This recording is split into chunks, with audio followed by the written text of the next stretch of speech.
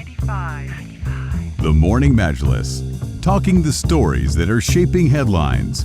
This is Pulse 95. This is Pulse 95, and this is the Morning Majlis with myself, Abdul Karim Hanif, along with Omar Al Busaidi. Omar, a warm welcome back on the Morning Majlis for sure. But today we've been hearing too much jargon. We're hearing too many code words: waste value chain, waste management, circular economy. Yeah. How many times do you hear about circular? Actually, you know what? The only time I heard about circular economy is when we had Yasmin Barakat talking to us about sustainable fashion. Oh wow! And she said to us, "This is all part of the sustainable, the circular economy." And I was like, "What? What is that?" I mean, usually, I hear these terms a lot or whatever, but I don't know why it never came across. Maybe I heard it, but I just never paid attention. But then, as Mohammed explained it earlier, it made absolute sense. And that's when I told you about that whole using expired milk to make clothing as well. Yeah. I didn't know that you could do that. You could do that. So exactly. But it's really awesome having Mohammed here, and he's a chemical engineer, which is so cool. Exactly. Chemical engineer, technical projects manager at BIA as well. Absolutely. Mohammed bin Kuwair, now let us know, because now Sharjah is going to be home by 2021 to the largest waste to energy management facility for the country for sure. And let us know about what is going to be happening in terms of how this process is going to work. You're going to collect the waste, but then you're going to make it into energy, 30 megawatts to power a lot of homes. So basically... Okay, thank you. We're back on it. Yeah. So basically, let's talk about power generation methods, the current ones. The ones that lights up our homes. It's the same conventional power generation method, which is you need a heat source to boil up water and turn it into steam. True. Such steam would drive the turbine blades and would generate power. So all what you need is just a heat source to boil up the water. Yeah. So currently we have natural gas, since we are an oil-based economy. Yeah. So we have a lot of natural gas. We have a lot of oil that we burn, and we transfer such heat captured from such combustion into the boiler and goes into the cycle. So waste would just be substituting the natural gas or the oil to generate power. So we will be incinerating waste, and the heat captured from such combustion would be sent into a boiler to drive the turbine, the steam turbine, and to generate power. That's basically the process. And this is going to be ready by 2021 here in Sharjah. Yes. And how many homes can it power? It's going to power up to 28,000 homes within the Emirates of Sharjah. Wow.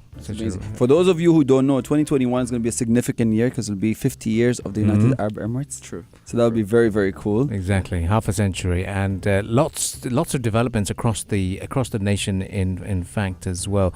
Now let's talk about this jargon, this waste resource management that we've just heard, and how it is one man's waste is another person's value chain. So this waste value chain, let's elaborate a little bit more on that. So let's take about the waste value chain from a perspective where if I have value, if I put value into that waste, it will be taken by another business and it will bring the value into another business. So now currently in the UAE, if you throw waste, you don't pay anything for generating this waste. So the waste comes into landfill extremely cheap. So there is no business or no operations could be done to treat such waste except landfilling it, because this is the cheapest way to dispose waste. Just throw it in a dump site and just cover up with a pile of sand and that's it. Well, that's totally against the environment. That's really hurting the environment. So what BIA is trying to do is to mature this value chain of waste. There will be an introduction of waste generating bills, the same way you pay your utility bills, sooner or later, because the government cannot keep such burden forever. People should be responsible, should be mindful about their waste. So once there is a bill introduction for the waste, once you generate waste, you pay a little amount of money. There will be value for the waste. So once it's taken to the next stage, there will be another tax introduced to it. So by the time it reaches to the disposal, the collector will have two options. It's either he send it to landfill, where there is, hopefully there will be landfill taxation, which is extremely expensive or he should take it to a waste to energy. So taking it into a waste to energy facility would definitely have a better value for the waste rather than just sending it to landfill. That's what we talk about, the waste value chain. So it's a value chain that it's introduced from the waste generator until the waste disposal company. Mohammed, I know this is not a solution, but just out of curiosity, I know that there are some countries that want to buy waste. Oh, that's an interesting discussion. Well, that's an extreme maturity, I would say. That's an extreme advancement. I've read one article about a country. I don't want to mention the name, but about a country. I can tell you China. No, it's not China. Okay, another country. Okay, it's a European country. Okay. Right? So Estonia. they had a title in one of the journals saying, "This country is suffering from the lack of waste." Oh wow.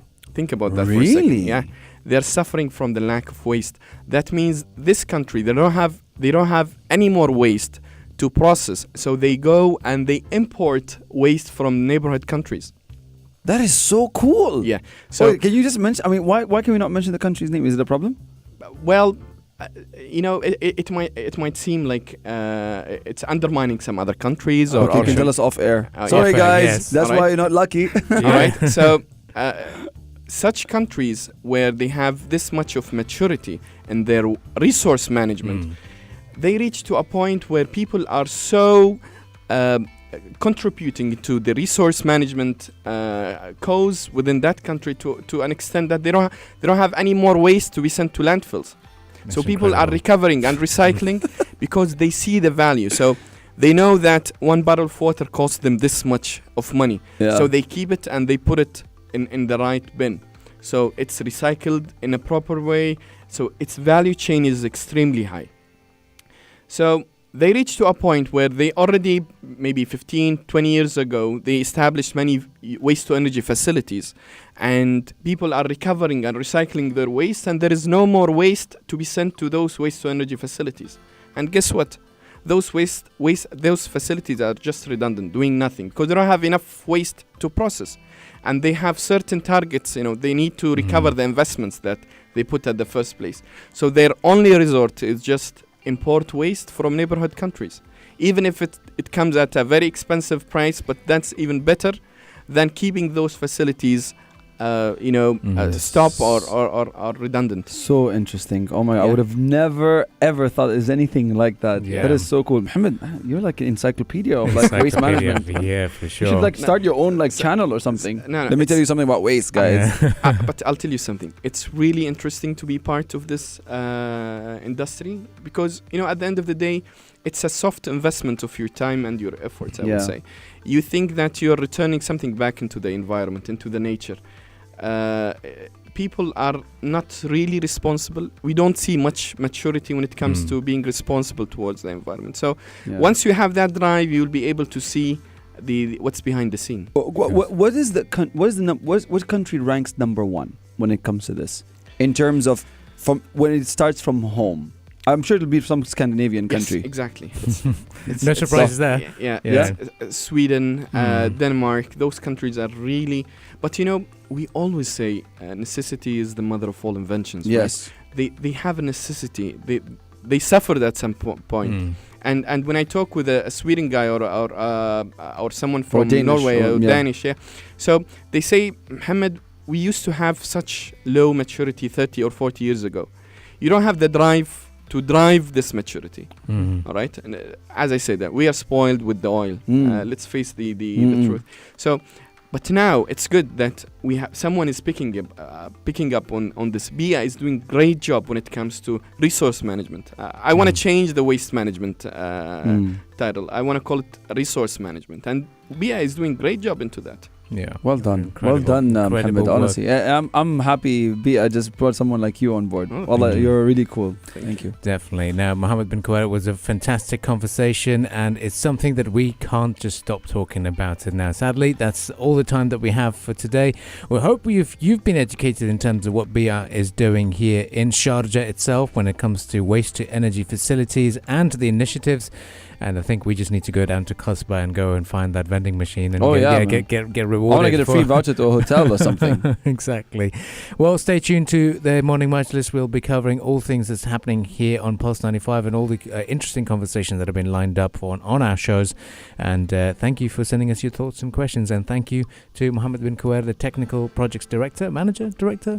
What's his title? King, yeah. Well, what can we say? I'm a small pound. And La, you're the king, man. Forget everybody else. Well, from Bia, he's come in and educated us all. Stay tuned to Pulse 95. Thank you, Mohammed. You're listening to Pulse 95. Pulse 95. It's the Morning Majlis. Pulse 95.